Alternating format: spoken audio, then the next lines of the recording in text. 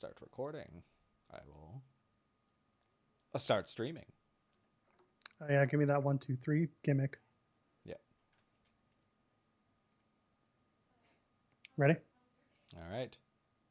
3, 2, 1. Let's go. Hello and welcome to Tim and Joel Call It in the Ring. Today is Thursday and we're about to talk about a whole lot of wrestling news. Joel, how you doing? Tim, I am a million things at once right now. How are Always. you doing? Good. I gotta pee a little, so this is gonna be one hell of an hour. Well, I'm trying to pull up the chat here so that we can actually interact with everyone while we're here. So if you're not already, we're on YouTube. We're on twitch.tv/TimandJoelPod. You can find us just about anywhere at this point, eh? At Tim and Joel Pod, pretty much That's everywhere. Right. See if I can actually get this up and running. Let's see if I can find it. I do. I swear, we're going to talk about a lot today because if you don't know, we already had the most incredible day in wrestling because it was Q3 earnings day. Big day. Big day in wrestling. So now I have everything open. Now I'm ready to talk to you. Tim, let's see what's in the news, shall we? Let's see. All right. COVID outbreak number 4 for NXT because it wouldn't be our show without talking a little bit about COVID. Am I right? Of course. It's what we do. Of course. All right. Well, according to Fightful Select on Wednesday, released the following. As per the Wrestling Observer, there has been word all Tuesday that another COVID outbreak is in NXT. We can't confirm an outbreak, but we haven't heard back from WWE, but we've learned more on the situation. NXT regularly hosts in-house live events to track the progression of NXT talent, which happened this past Friday. We're told that many, if not all of those who were in attendance at that show were asked to quarantine. Just to give a little bit of understanding here, these are shows that are done with NXT talent just to kind of get them up to speed and get them kind of under the idea of what's going on in their training. Okay. Yeah. So those who weren't there not only were left in the dark because of any rumors of an outbreak, but many more were asked to come and help with the audience noise for NXT's Halloween Havoc show. There were also training sessions canceled as a result. By the way, the outbreak started because of a coach. We're told that NXT was preparing to make changes to Halloween Havoc in the event they needed to, and they made one change, but it wasn't a major one in the end. That's just me adding to that. And to follow up, WWE does not conduct daily testing for its trainees. We're told it's usually at least twice a week. Okay. Tim, are there problems in NXT right now or what? Yeah, there are problems with NXT. That's wild. I'm very surprised by a lot of this. Honestly, I thought they were doing things a little bit better. Okay. So they're having all of these people gather for something that kind of isn't super necessary to run the product right now, which is problematic. And the trainers are the ones who are being irresponsible, which I can't say I'm super surprised by. Yeah, it's starting at the top because there's been a little bit of Road Dogg versus now furloughed Shane Helms, who is another WWE producer. You might know him better as the Hurricane. The Hurricane. That's right. Okay, well, let's go through this. It was a Twitter argument. Road Dogg, in response to a tweet by a douchebag anti-mask COVID denier whose name I will not repeat, said, quote, "That's common sense, and it's rare these days," talking about COVID and people not listening to it and anti-mask shit. He says, "But they think we are crazy too, we being anti-maskers and COVID deniers." And then he continues, "Social media isn't helping, that's for sure." To which Helms replies, people get killed wearing people get killed wearing seatbelts too, but wearing one still increases your odds of not dying. See how that works? That's common sense." To which Road Dogg replies, "Agree to disagree." Which, by the way, is the thing you say when you don't have an argument, you know you're wrong and you're going to get dragged. Yeah. So finally, Helms replies something along the lines of, "Yeah, I'll agree that you don't understand how odds or statistics work, and I'll disagree that you have a clue about what common sense is." Wow. To which Dogg replies, I love that this is a back and forth. Road Dogg replies, quote, "To be so woke, quote unquote, you aren't very tolerant, Shane." And Shane's reply, "Never claimed to be woke, never had to. Intolerance, ignorance doesn't help anyone. People are at stake, and maybe you should try to, quote-unquote, wake up if that's what makes you feel edgier." The next day, Road Dogg leaves Twitter. I caught the tail end of this and like Shane just responding and being like, yeah, it happened. Like stuff happens, but then Road Dogg just quit Twitter. And it's like it wasn't that heated of an argument, man. You just clearly know you don't know what you're talking about. And instead of just saying, you know what?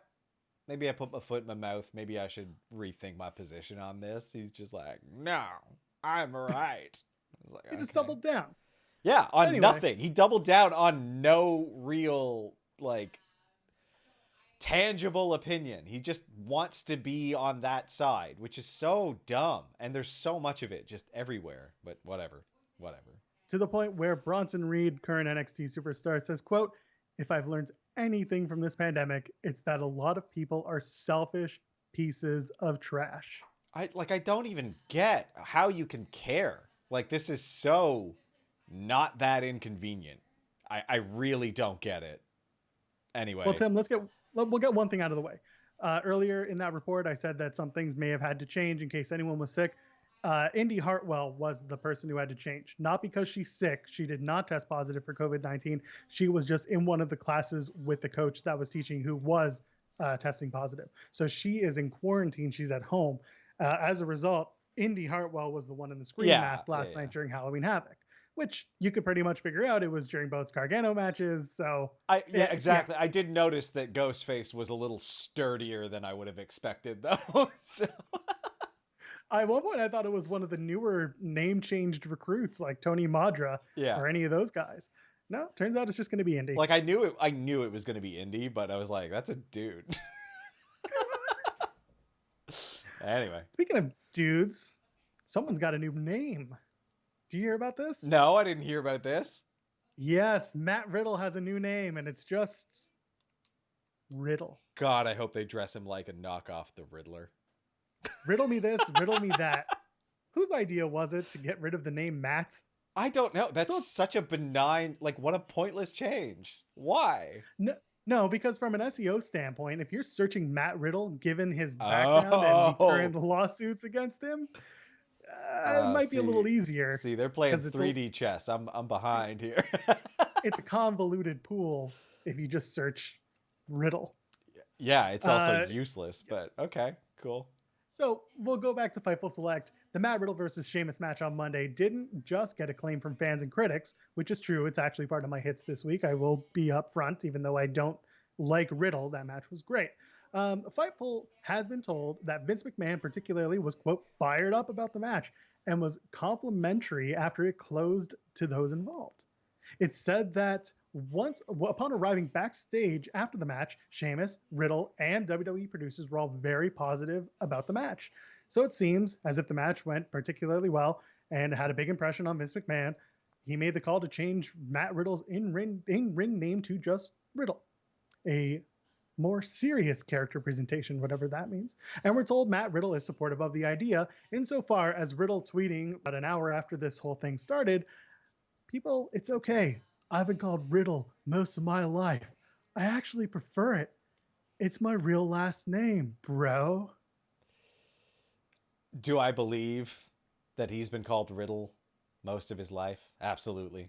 Knowing most of the bros that I know in real life, he sounds like a Riddle. Like, they all love calling each other by their last name because they can't come up with a more creative nickname.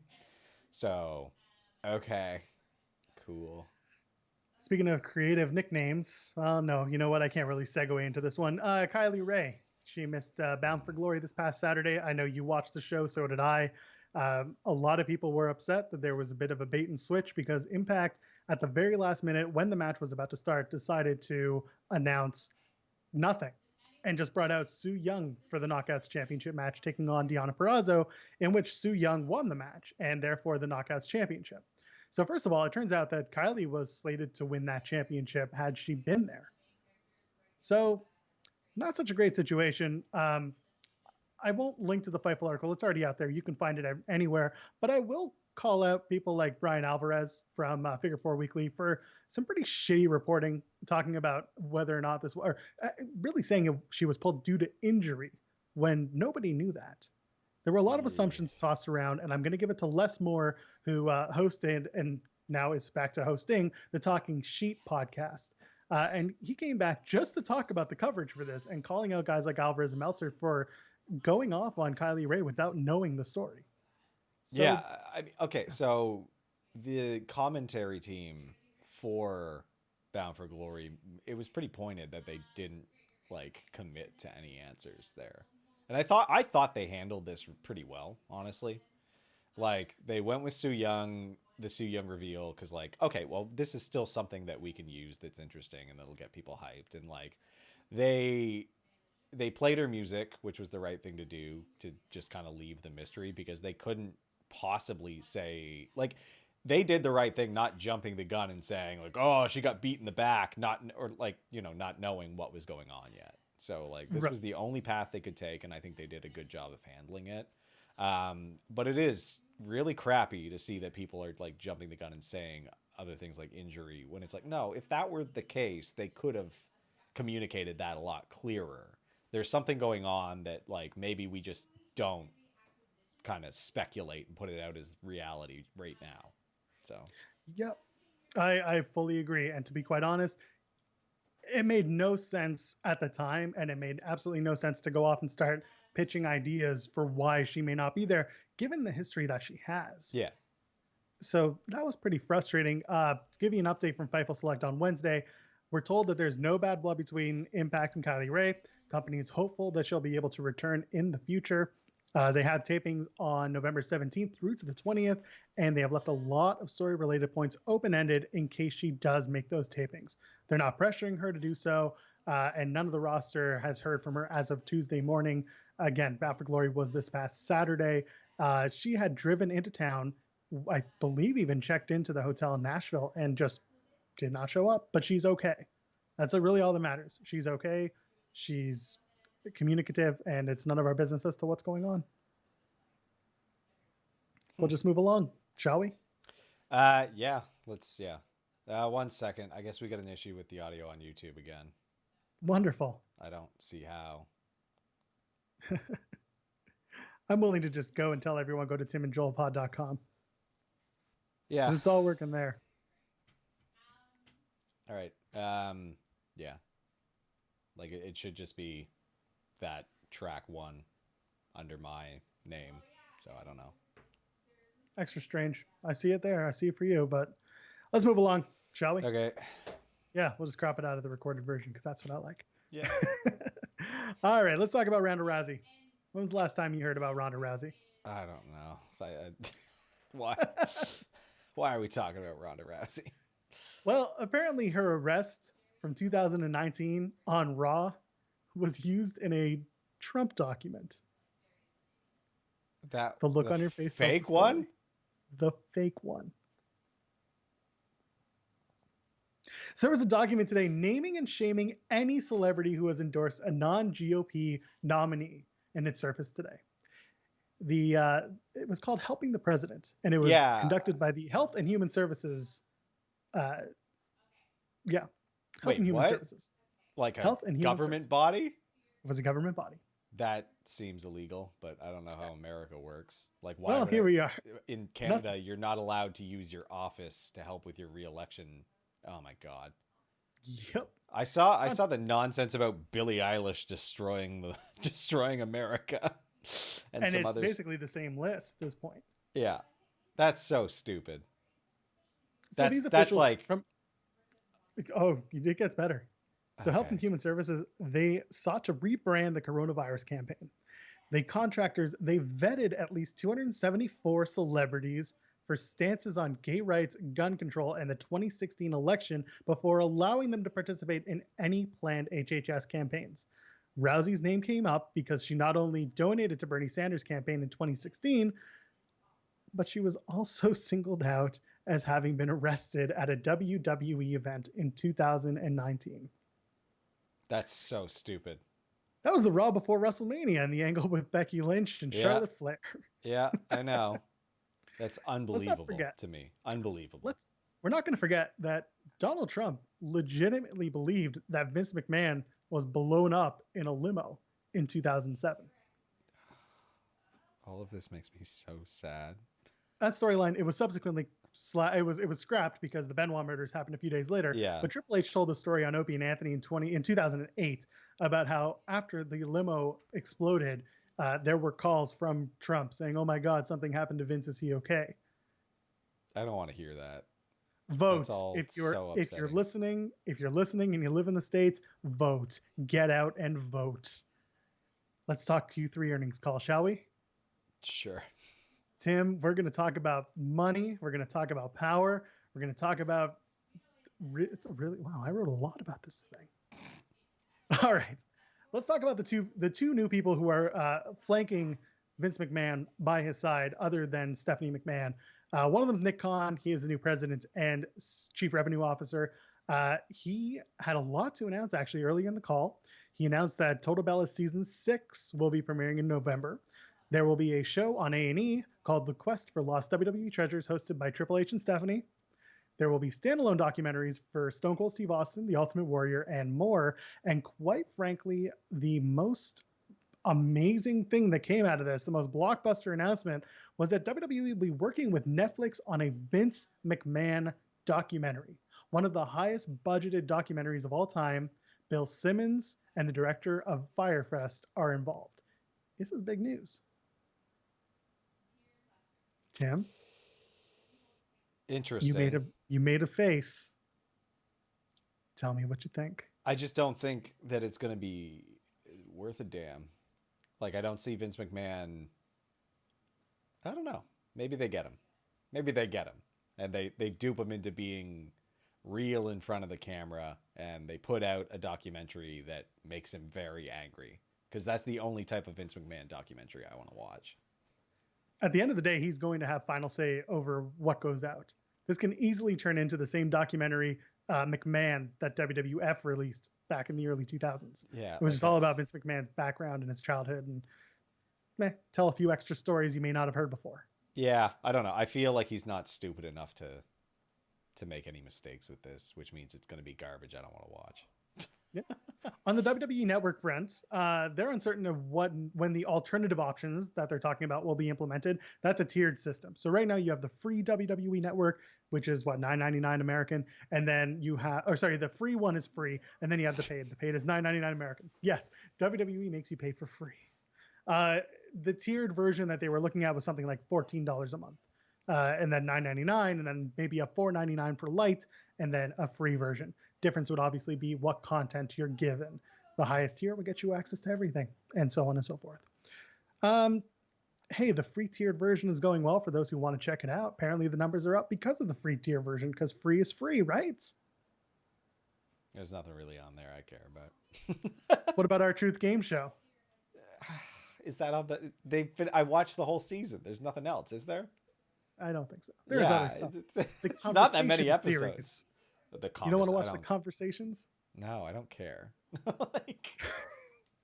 Well, you might care about this. According to Stephanie McMahon in this call, WWE is number 2 on TikTok behind the NBA in terms of sports social engagement. Okay, see, that's like what's his name? DJ Khaled. Number 1, baby, on the urban charts. Number 1 on the urban charts. Like, it's you're not really like, okay, cool, you're number 2 on sports socials on TikTok. It's like it's a thing, but it's like sports talk on TikTok, not really the dominant area of conversation.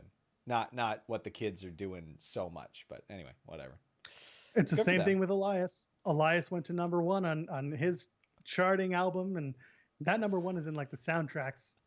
I was about to say, what number 1 chart is that? Holy hell. The one that Hamilton had been in control of for the last like 2 years. And then people were like, okay. WWE fans are rabid. And I was on The Distraction this past Tuesday on Fightful's YouTube channel talking about breaking down and shitting on the new Elias album. Actually, we did both of them because both albums are so damn short. They're about 15 minutes. Yeah, I was... Boy. I expected more. Like, when I heard him play his songs, they were capable dad rock, as I said last week. It's very good. Or Sunday. But, no. Poorly produced garbage. Poorly produced garbage. All right. Well, they have a pop culture strategy at WWE, not surprisingly. Bringing celebs, loaning out superstars for any, taped appearances, pretty normal stuff. Matthew McConaughey, for example, was part of Yeah. the strategy. He was on in the Thunderdome in pixelated glory this past Monday. Yeah. Yeah, Stephanie has never had such a large part in an earnings call. So I thought that was something. Vince really took a step back. He had his opening remarks, he had what to say, but at the end of the day, it was really Stephanie, Nick Khan, and Christina Salen, who is the new CFO. Yeah. And she comes from Etsy, where she was their CEO.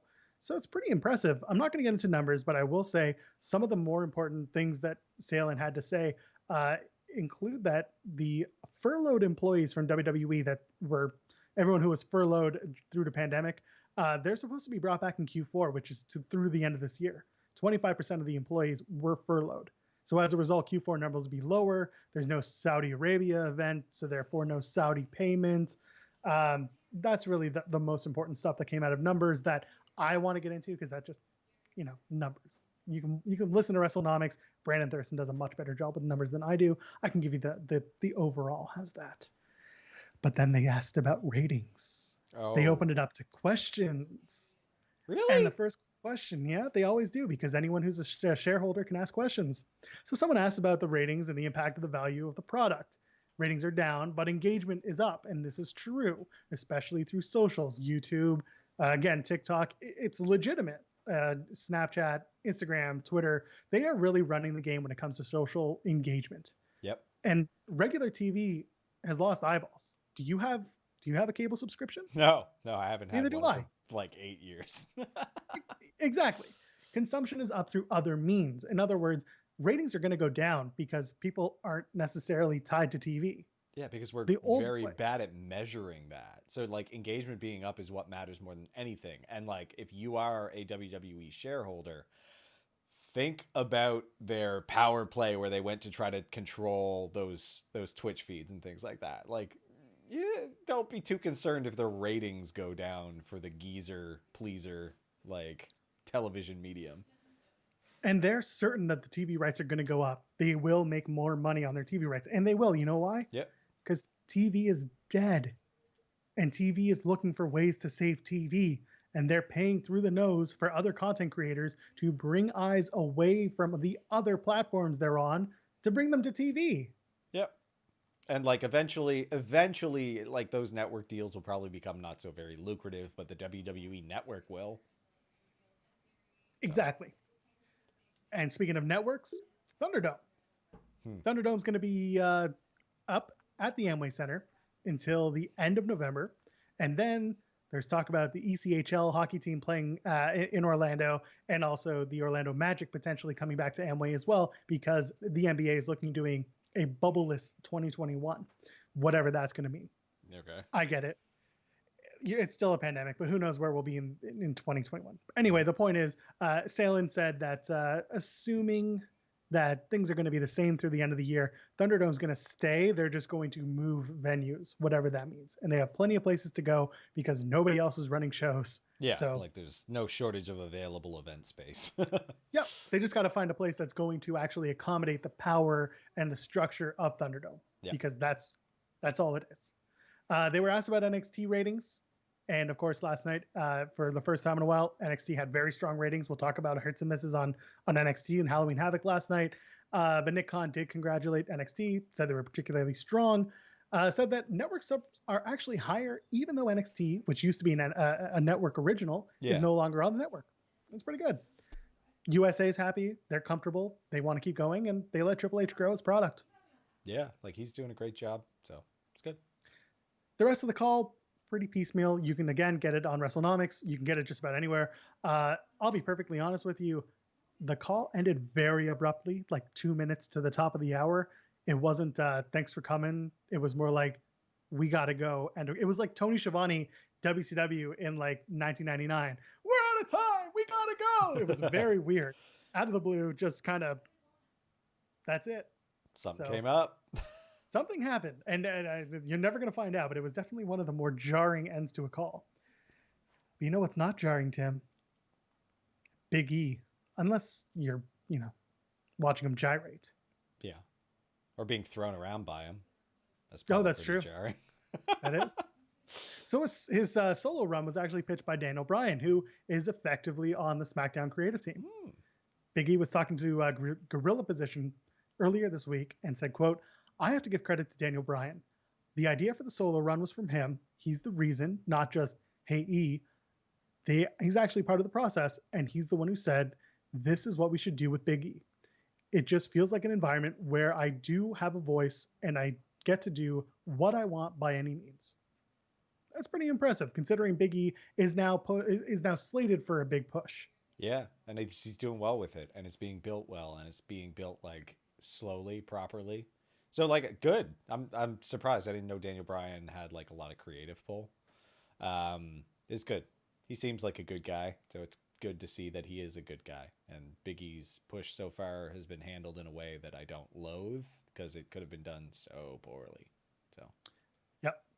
Speaking of good guys, unfortunately, the wrestling world did lose Tracy Smothers, who was considered by many to be a good guy. 58, too young, cancer took his life. He kayfabed it till very late. He didn't tell anyone about it until he absolutely had to. There was heart damage from his first battle with cancer and the chemotherapy that he had. 11 days before his death, he had hernia surgery. Oof. The man began wrestling in 1982. He was a legend across so many companies and territories. He was in ECW, where to me, that was where I knew him best with the Full-Blooded Italians. He was in TNA. He was in WCW. He was Smoky Mountain Wrestling, starting his career. Even in the WWE for a cup of coffee. He was Freddie Joe Floyd. You remember him? Oh, yeah. I barely remember him. Freddie Joe Floyd. I just made that up. I don't at all. A lot of people have tweeted tributes to him, including CM Punk, Edge, JR, Taz, you name it. Most people have had some sort of interaction with Smothers, and we wish him a speedy trip wherever he's headed next. Rest in power, rest in peace. All right, how do you transition out of that? Apparently, you talk about Randy Orton. Oh, okay. Yeah. Nobody expected Randy Orton to win the WWE title this past Sunday at Hell in a Cell. Yeah, I think I said if they wanted to surprise me, this would be a way to do it. And they did it. Well, here we go, Fightful Select. There was plenty of confusion within WWE for the decision to put the WWE title on Randy Orton, largely for the same reasons echoed by that of the online fan base. Orton's very well liked within WWE these days and has been helping out a lot of younger talent over the last year specifically, which is very true. However, most of the wrestlers that we spoke to on Fightful Select were also confused about the timing of the move, considering he was heavily protected from WrestleMania to SummerSlam and has been beaten several times since. Tim, you were watching the show. Were you confused? Were you taken aback? Did you expect it? I kept it in my mind as a possibility, so I wasn't like super duper shocked, because we kind of talked about it on Sunday. I'm surprised they actually did it. The match went about exactly how I expected that match to go, except for the finish, which, yeah, I mean, he won it. I don't know what they're doing with it. I'm a bit disappointed, but I wasn't like as kind of thrown as I expected I would be. So like, he's capable. He's also just, I don't know. I don't know where they're going to go with it other than, yeah, now I'll have more to say later, but yeah. Yeah, we'll get into that with hits and misses. All right. And finally, I'm just going to make this real quick because it's been on everyone's mind. No, Thunder Rosa is not going to WWE. Aw. Thunder Rosa dropped the NWA Women's title this past Tuesday on Universal Wrestling Network's Primetime Live. She dropped it to Serena Deeb, who then defended the title the next night on AEW, which, by the way, was also a pre-recorded episode. So anyway, there was some crossover there. Yeah, so here's the deal. William Patrick Corgan, also known as Billy Corgan, took to Instagram and he was asked about Rosa's contract status. And he said that Thunder Rosa is under contract to NWA until 2021. Says, quote, no, you have to love the press and the media reports that don't contact the company she is under contract to, but instead listens to someone who has my email address and doesn't write to ask. He's talking about Dave Meltzer. She is under contract through 2021, and there's a reason for that. It's called excellence and faith at NWA.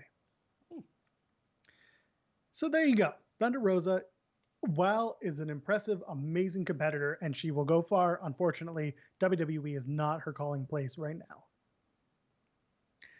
Tim, you want to talk Impact? Yeah, let's talk Impact. There's a lot to talk about. For what? There's just a lot to talk about. And yeah, I got thoughts. Anyway, let's get into it. All right. First of all, Alex Shelley's injured, Heath is injured, and Kylie Ray is out. Okay, so I love that Alex Shelley was still on the show and they kind of Yep. laughed about his injury. Heath was on the show. They laughed about his injury because he can't let on that he's injured because he's pending contract. So it's like, yeah, they're using them really, really well. They covered it well in in Bound for Glory. Like they're doing a good job. Kylie Ray's a bit of a different situation, a little bit sadder, but I think they handled it very, very well. Yeah, I agree. And the Heath segment was hilarious on Impact this past week. I Yeah, quite enjoyed it. It's yeah, like, oh, we're done. Why don't you interview or just go? Why don't you go? We'll be fine. it's it's cute. I like what they're doing. I'm excited to see where it goes next. I still think it's going to be Rhino turning on Heath and not taking the tag team championships, but yeah. we'll see very soon. Every title at Bound for Glory changed hands except for the X Division Championship, which made sense because Rohit Raju announced days before the event that he re-signed with Impact. So well-deserved victory for Rohit. Yeah, Amazing, hilarious. Nothing to say but good stuff about him. very good. Meanwhile, new tag champions in the North. Knockouts champion is Su Young, and Rich Swann is your new Impact World Champion. What are your thoughts on Rich Swann as a champion? So I don't know much about him. Uh, Eric Young's reign felt weird and short for the narrative they were trying to play up, in my mind. The whole locker room celebration of Rich Swann beating Eric Young felt very strange, like completely out of nowhere on what was otherwise, despite its problems, like a very good pay-per-view. It didn't feel like super super special, like because this is their WrestleMania. Am I right? Is that what this is? Yeah, Yeah. this is one of their biggest shows. Yeah, it doesn't feel that way. But it was a good show. And yeah, that match was fantastic. Eric Young, Rich Swann. But the championship changing hands feels weird. And Rich Swann Yeah, needs to keep that beard. yeah. Watching him come in with a clean shaven face was a bit odd to me as well. He's an odd looking, baby face. He looks better with a beard. Yeah, literally IMO. baby face. Yeah, yeah, yeah, yeah. Moose's new attitude. Do you like that? You like watching him beat the crap out of Willie Mack in the parking lot?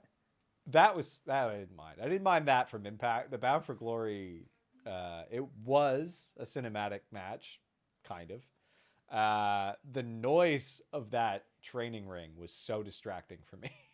It was Yeah, it was on. awful. I think a fly just flew into my mouth. You're indoors, man. Yeah, I don't know. That whole, I don't know, EC3 is a weird person, and the stuff coming out of his mouth makes no sense, and I don't understand. Like, if Moose threw out the championship at the end of that, I would get it a little more and I would like it a bit more. But he still has the stupid belt, so I don't know. That's interesting. I didn't actually think about the fact that he took the belt with him. Yeah, If he he still wanted to had be more it. serious, yeah, if he wanted to be more serious, he could have easily thrown it out and been done with it. There was a whole bit about it. EC3 was like, "You don't need this. This belongs in the annals of history." Like, it makes no sense. I don't know. That whole thing is very confusing. I like Moose. I think what they were doing with the all the eyes on you, Rich Swann thing was pretty well done. It's just the Moose with the title belt doesn't make any sense for that very convoluted narrative they were trying to tell.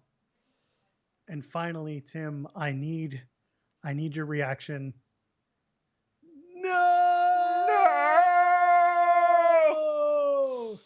Yeah. Uh, Who shot Johnny Bravo?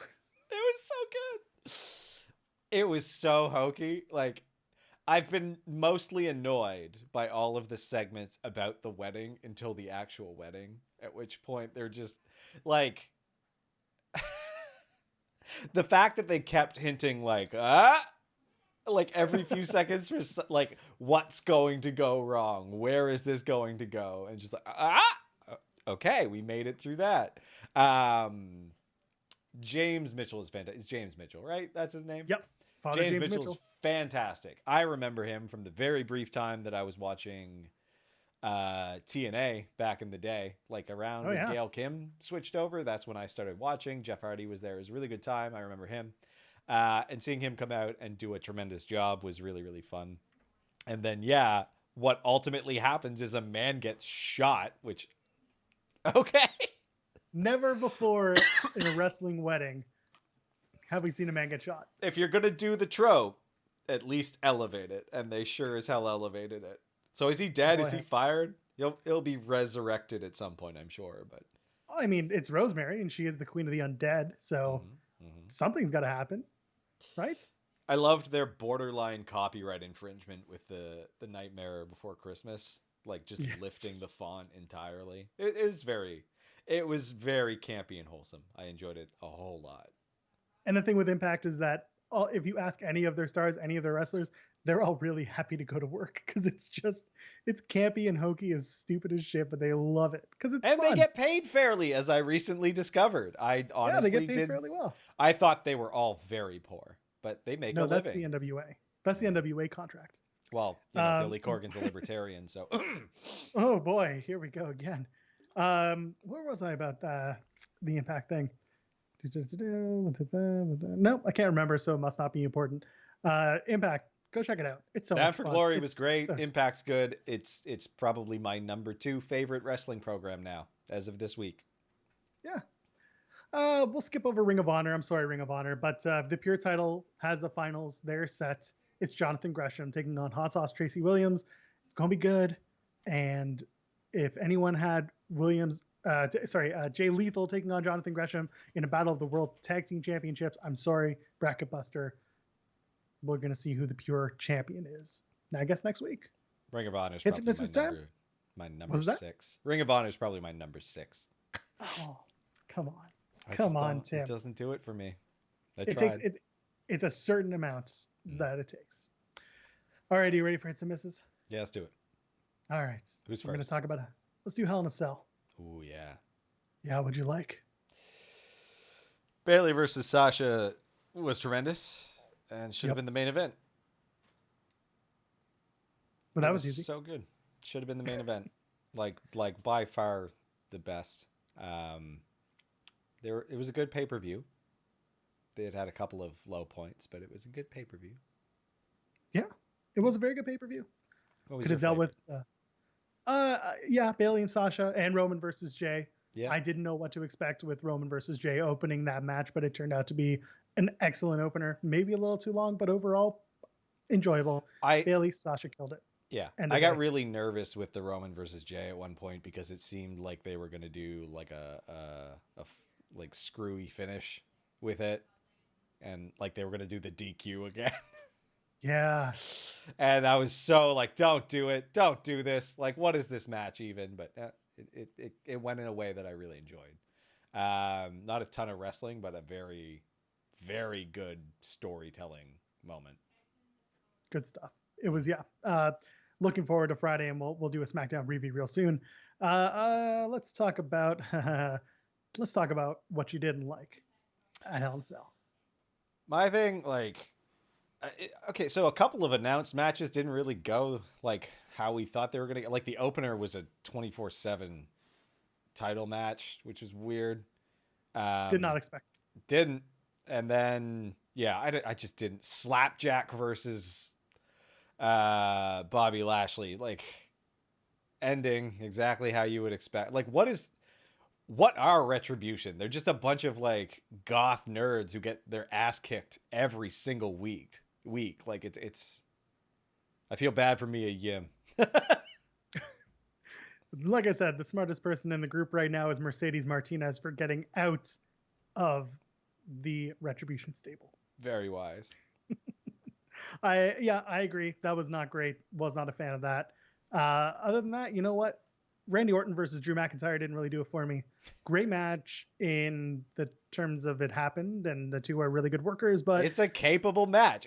It's exactly what I said would happen with Randy the Orton special. Yeah, it was the Orton special. My favorite was when they went on top of the cage and then went to the middle of the cage. And I'm sitting here and I'm just like, Randy Orton's 40 years old. He wasn't going to take that bump at 35. He ain't going to take it at 40.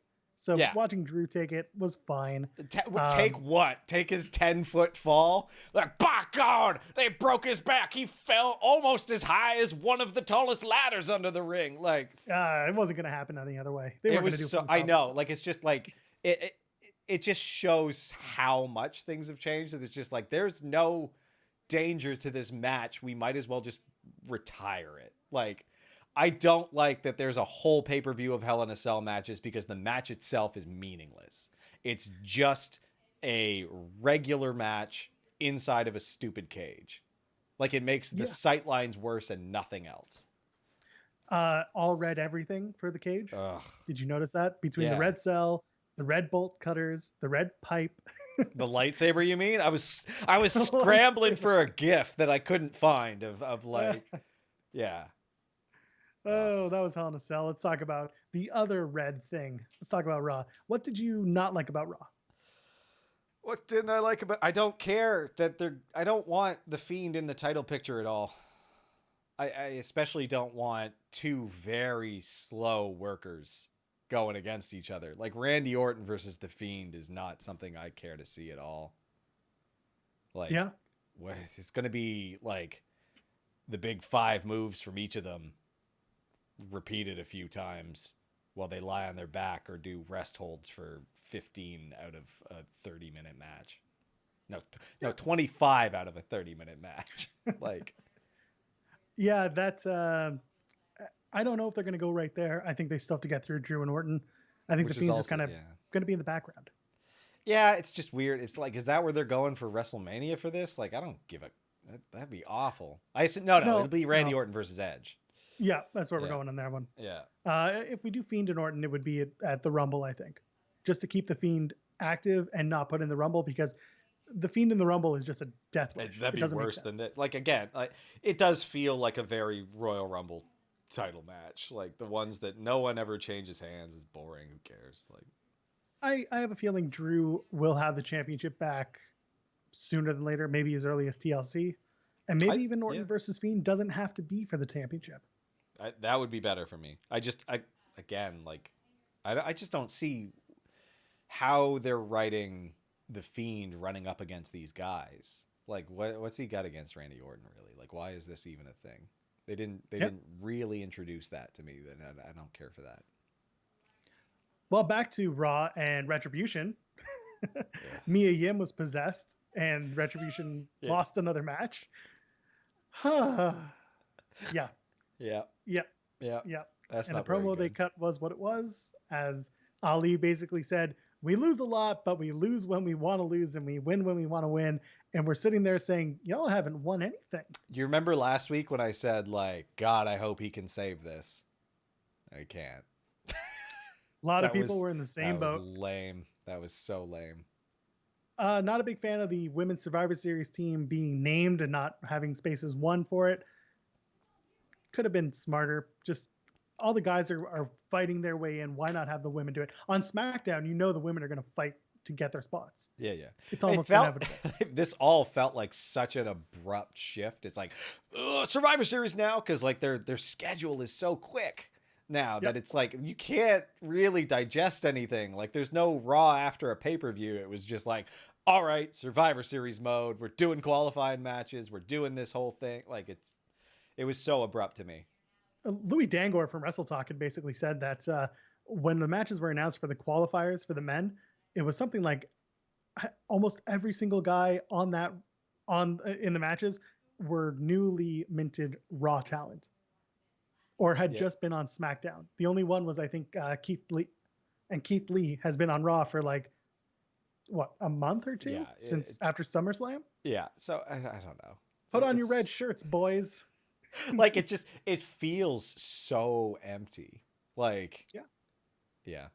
I don't know. I don't really.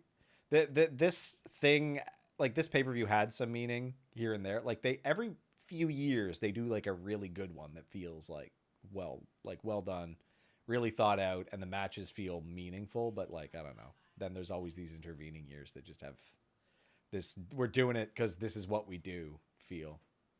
Yeah, and the reality is, all the matches, or at least most of them, are going to be really good. They are going to be solid matches. The buildup is going to be dog shit, and that's just every single year with the Survivor Series. There's no reason to do it. Bragging rights is not a thing. No. No, it doesn't mean anything. So you go out, you have the match, and the match is just good on a very simplistic level. That tag team championship match, or not championship, but the two tag team champions, them facing off, Street Profits and New Day, going to be great. It's going to be a great match. That 1 year they had WCW was excellent. 2001. Yeah. And it was the Alliance. yeah. Like that was good. Like that. Anyway. Yeah. All right. What are we doing here? What do we like about Raw? We didn't get to that part. We just went on a tangent of distaste. I mean, I figured we would start somewhere. Yeah. What did you like about Raw? Everything? No, that's a lie. That's a. I enjoyed Alexa Bliss. Yeah. I enjoyed Disney's Chucky. She played the part so well. She was like this weird 12-year-old possessed doll. She's really enjoying the role. You can tell that she's enjoying it. It's change up. It's closer to a bad version of herself, or like a when I say bad, like a bad guy version of herself. Yeah. That's just unwholesome. It's real good. She's got like the acting skill. Like everyone keeps praising her acting skills, and it's like, I watch a lot of very talented actors regularly. She's got the B movie skills though, which is I think what this calls for. So it's good. Yeah. What else did you like? Matt Riddle versus Sheamus was very good. It's the first match with Riddle that I like. Okay, fine. Begrudgingly accept that you are still very good at this. That's the problem. I think as we keep going on, unfortunately, as long as these people are on our screen, eventually we're just going to have to suck it down and say, okay, fine, the match was good. I love Sheamus, so let's just give him all the credit. Deal. Good match. Sheamus really carried it. And Great job, Sheamus. Proud of you, Sheamus. Real good. And you know what? I'll do it for another week. Lana, yeah. I mean, I enjoyed the table again. Like I said, it doesn't work anymore. She's going to win that match. She is going to win the Survivor Series match. Yeah, I hope so. No, you know what? That's a good path. That's a good way to like build her without building her too abruptly. I keep saying abrupt today. Popular word. Let's move on to another show. Well, that was quite abrupt. Yeah. All right. Talk to me about AEW. I want to hear about AEW. It was okay. It was okay this week. My favorite was Adam Page versus Wardlow. And the start of the show was so smooth. Like I really liked the transition and the way they followed Wardlow through the entrance tunnel and transitioned into the show starting. That was really good. And then him and Adam Page put on a very good match. I thought it was a really strong start to the show. Really enjoyed that. Yep, I agree. I did catch a bit of that match. I was mostly on the NXT beat last night, but I did catch quite a bit of AEW. Yeah, no, that was a great opener. Another match that I personally really enjoyed was Serena Deeb and Layla Hirsch, minus the fact that it was in the death slot just before 9:30 and after the Cody match, which always bugs the shit out of me. Yeah. But we'll leave it. What I found really weird is that the NWA Women's Championship is currently becoming the actual Women's Championship in AEW. Yep. Especially afterwards with Sheeta making the match for Full Gear. It's just like you and me. That's it. I'm doing it. We got a match. Yeah. It's like, okay, there's more story to like the NWA match we just saw. Like, I don't know what they're doing. But Layla Hirsch is an incredible athlete. She is so young into her career, so new, and she is excellent. Serena Deeb obviously has the experience and has the coaching experience, but at the end of the day, great match, just in a weird slot, and for a championship that doesn't really exist in AEW. Yeah. Like, also it looks way better than the AEW Women's Championship, which looks like a nail, like a fake nail. It's too tiny. I don't know if you caught the audio for that match. No, what did I miss? I don't know. JR's weird. He's weird Who now. is? JR. Jim Ross. Now? JR has I been mean, weird for still, years. it's getting to me. Like, it's so annoying. They spent so much time talking about like Layla Hirsch's like lower body athleticism that it was just so weird. Like they kept talking about like leg day and stuff with her, and I was like, yeah, okay, They're, cool. so basically, JR just trying to compliment her ass without being creepy JR. Like, but he's so bad at it. Like, if he So had basically, JR being JR. any tact, it would be like whatever. But man, it's so uncomfortable, and everyone's like, I gotcha. Uh-huh. Mm-hmm. Yep. The Like I problem feel is, though, no, but I will say this, like, just to call it out, the problem is, if there are people who are watching the show and they're just like, oh, that JR, and they're not feeling like this is gross, this is wrong, and you should stop letting this be a thing. Like, it's gotten to the point where AEW is just like, oh, that's good old JR. This is what you wanted. And some of the fans are like, it's not what I wanted. no, like it feels like Excalibur and Tony are just there, like being like, okay, buddy, like patting him on the head every now and again. And it's just like like I was really happy to hear his voice when he first came back, but now I'm just like, no, WWE made the right call. It was time. It was time. And that's what we got now. Yep. All right. Town Hall, did you enjoy it? Yeah, it was fun. It was okay. The election, I honestly am just exhausted about everything with Trump. So it was funny. Because it's so like it's wrestling. They're not going to pick a political side. So it's like there's nothing good natured about this. I'll pick a political side. Like there's nothing good natured about these. I find it all gross and scary and sad. So like cute jokes, move along, please. Bischoff was good as always. Always like him showing up. Called Jericho a prima donna. It's great. I'm just waiting for MJF to take over the inner circle and Wardlow to turn babyface in the process. Yeah, yeah, it's gonna be funny. Love Yeah, it. it'll be fine. Jericho will probably turn babyface too. Did we talk about what we didn't like about AEW? No, we didn't. No, we haven't. Get on it.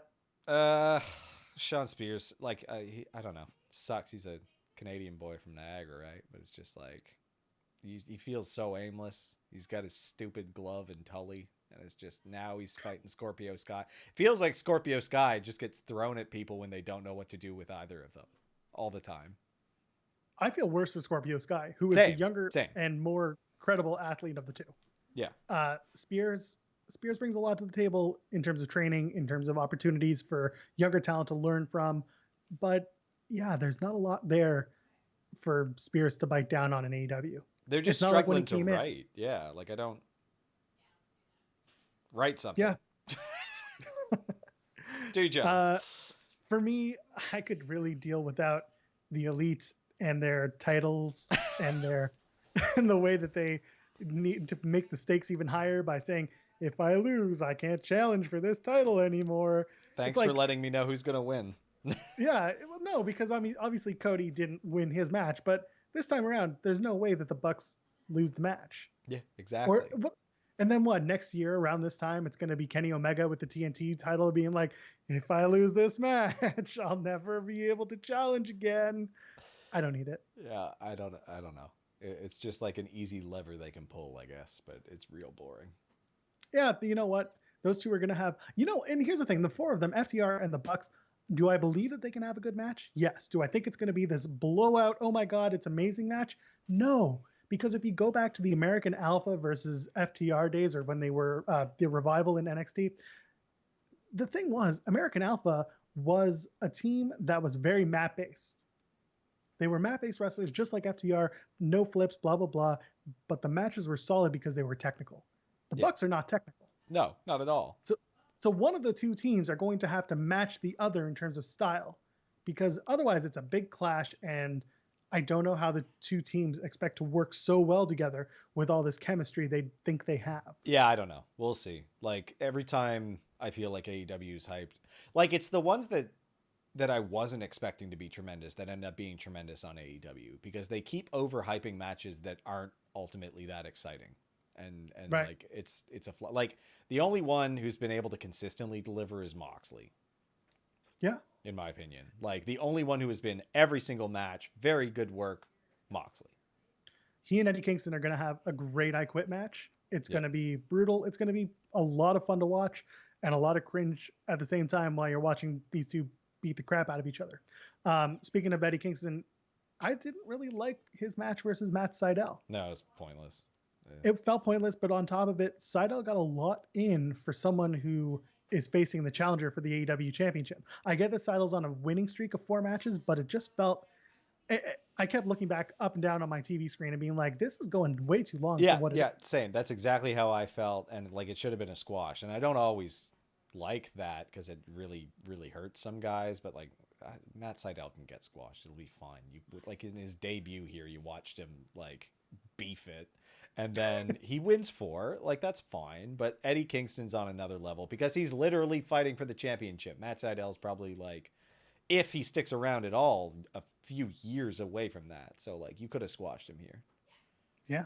And all it was, right, the whole thing was just, the whole thing was just the vehicle to do the Eddie Kingston's kind of cracked thing where he's just like, say I quit, Moxley. And it's like, I quit. It's like, okay. Yeah, that's the squash him. Anyway. Yeah. NXT. Well, let's do the opposite. What did you not like about NXT? That's very difficult. You've posed a very difficult question because it is by far the best wrestling program on television. I didn't like Drake Maverick pretending to be the Hulk. I found that off-putting. The rest of the segment was great, but for the entire period of time in which he was pretending to be Hulk Hogan, I was grossed out. Not a fan of the 2.4-inch pythons? Good joke. Just don't. It was just uncomfortable. The sight of him doing that was just weird. It was a cute segment. It was a callback to one of the old Halloween Havocs. Blah blah blah. I liked it. It was no harm. No actual complaints. There's just so little for me to criticize in that show. I get it. I wasn't a big fan of Jake Atlas and Santos Escobar only because A, it was short, and B, it was just really awkwardly placed on the show. It didn't feel like it needed to be there. It was just a match. Jake Atlas put in some good work, I'll say, for it. Like there were a few spots that looked really good, but like, yeah, I agree. It was like I was looking at my phone during it. I was not captivated the entire time. Yeah, exactly. What about what did you like other than the entire show? What did I really like? Gargano Priest. This was really hard because it was tough for me to decide between Gargano, like the 2 Garganos matches. Candice LeRae's was really good. I didn't know who was going to win. I wouldn't have been surprised if Candice took that championship. I was very surprised they gave it to Johnny, but yeah, don't disagree. Those were 2 great matches. Like very, very good. Yeah, I agree. I think it may be time for Priest to do one gatekeeper match to get him to the NXT title level. Yeah, absolutely. Who it's going to be, no idea. It's got to be someone big, someone tough, someone that just elevates him to that next round of main event. Yep. Oh, we got to see Poppy. Oh, yes. I mean, I love watching Poppy. So yeah, me too. She came out. She pretended to sing. Fashion icon. She gets paid so much. I want to get paid that much to just like, I like her music. I actually do. And she's a great entertainer. It was just such very obvious. And I can't actually perform this while we do this because there's no real way to do it. But what do you think the odds are? What do you think the odds are that Poppy is just Triple H and Stephanie's illegitimate child? Oh, don't. That's sad. And they keep bringing her back for a payday just to keep her. It is so weird to me that he's like randomly into, and he was into Poppy before she did the metal stuff. That's what's weirder. Like, because he really loves like. You have 3 girls. You have a unbeatable market to run from. Yeah, and they're almost. Got the daughters. I think, yeah, they're 3 daughters, and they're all within that age bracket. You know, free market. You know, free market research. Yeah, yeah, totally get that. Yeah. So for me, the Garganos were phenomenal. Both Gargano matches. Candice LeRae taking that bump at the end was scary as hell. Landing on her knees, going through the ladder. Thank God for knee pads. Both women's matches were phenomenal. Yes. Raquel and Ripley both delivered a hell of a match, and it elevates both of them, and it makes both of them look real good. Ripley needed that match, and Raquel needed something to elevate her beyond Diesel for Dakota Kai. Definitely. No, it was really, really good. Like both women's matches were tremendous. And then the Haunted House of Horrors match. I Very loved it. funny. It was so Loved it. great. Cameron The hat Grimes. can do no wrong. Oh, he was so funny. He is Asking tremendous. Dexter, do you have kids? Do you have kids, Dexter Lewis? It was Come so on. good. And then, oh man. And he goes to the ref at the start and he's just like, hey, so is this a submission? Like pinfall? Like, it was really, really, really funny. Yeah, if you were watching with your children, I feel bad for you that night. You probably had to put them to bed and check on them a few more times. Yeah, I mean, just listening to Shotzi would have been enough. Be like, nope, this isn't for children. Too spooky. Too spooky. You know, very spooky. And finally, because it's the thumbnail for the show, Pete Dunne. Pete Dunne. He's looking trim. Came out, didn't like, damn. If you had seen him on NXT UK, you knew how he looked because he did have a match in the UK. But yeah, no, he's jacked to the gills, looking great. I saw him come out and I was immediately like, oh no, he's joining the brand. I mean, look, there's two British guys in the ring. Where do you think why is he giving you a chair, Kyle? What? Only Danny Burch is British. Oh yeah, the other guys from like Boston. Yeah. Well, whatever. They all likes to fight. Yeah, but Pat McAfee. I mean, and also Dunn had a reason to do it because they screwed him at War Games a couple of years ago. Yep. When Roddy turned on Pete Dunne. Yeah, totally remember that. No, forgive, don't forget. That War Games match is going to be great when they announce it. Pat McAfee's second match ever is going to be War Games. That's excellent. He'll kill it. He'll friggin' kill it. I think so. And it's good to see Pete Dunne back, and it's a legitimate shock because honestly, any talent that comes over from the UK right now is unexpected because of all the travel restrictions. Nobody knows who's in or out at all. So it's pretty interesting. Oh, Tony Storm didn't feature, eh? No, not last night. And again, that's just speaking to the depth of NXT's talent roster right now, which is hilarious because it feels deeper than the main roster shows, of which both shows feel like there's 15 people on them. Yeah. Like, is weird. It's so weird. Yeah. So that's the week. Are we going to talk about SmackDown? We can talk about SmackDown. We're a little over, but whatever. Yeah, whatever. And honestly, there's nothing really on the docket yet, except for the Tribal Chief segment. At the conclusion of Friday Night SmackDown last week, Universal Champion Roman Reigns laid out the extremely serious consequences that his cousin Jey Uso must face if and when he lost in their Universal Championship match at Hell in a Cell, the I Quit match. Paul Heyman echoed the sentiment prior to Hell in a Cell, stating that Uso would essentially become an indentured servant. After Jey was forced to say I quit in order to save his brother Jimmy on Sunday, what will happen between him and his cousin? Will Jey finally pay the consequences of losing to Roman Reigns? Yes.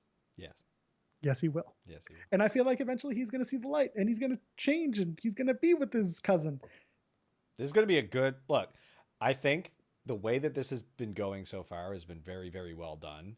This can be a really, really great slow burn story that they can later package into like a special and everything. Like this will be really, really good.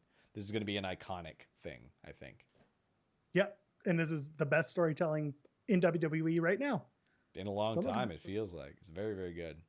Yeah. Sasha won the title, so I assume Bayley's going to respond. Sasha's going to come out and do a thing, maybe a boss celebration where Michael Cole dances around her and screams, "It's boss time, it's boss time." I assume Bianca Belair is going to get a win and win her way into the Survivor Series team. That'll be a thing. And I assume Sammy versus Otis will happen. Whether or not it's for the Intercontinental Championship, I doubt it. It'll probably be to... oh, no, maybe not, because they have to rack up that team. Poor Otis. Otis will face someone else and win and join the team. I guess Sammy versus Otis for Intercontinental Championship will have to wait until, what, December? Yeah, I don't know. They're doing the Bobby versus Sammy, aren't they? Yeah. Yeah, that's going to be weird. All right. You got 4 weeks. I think something's going to change between now and then. Some titles are going to swap between now and they kind of said as much, right? They were talking about Hurt Business taking the titles from New Day, which I think would be a good idea, honestly. Cedric and Shelton as tag champions? I'm into it. Totally. It'd be fun. Yeah, it'd be great, especially going into Survivor Series. Cool. Hey, Tim, where can the kids find you online? Kids can find me at Timstone P, TIMBSTONEP. Pretty much everywhere. How about you, Joel? Oh, you can find me at Joel Pearl on all forms of social media, JOELPEARL. You can find us at Tim and Joel Pod everywhere. You can find us at timandjoelpod.com. Yeah. And so, are we doing anything fun this week? No. No. Although I have a feeling I might pop up some places this weekend and maybe next week. Some offers on the table, some fun to be had. Just seems to Always. happen. Seems to But happen. till then, Tim, world, universe, everyone, enjoy your wrestling and enjoy your week.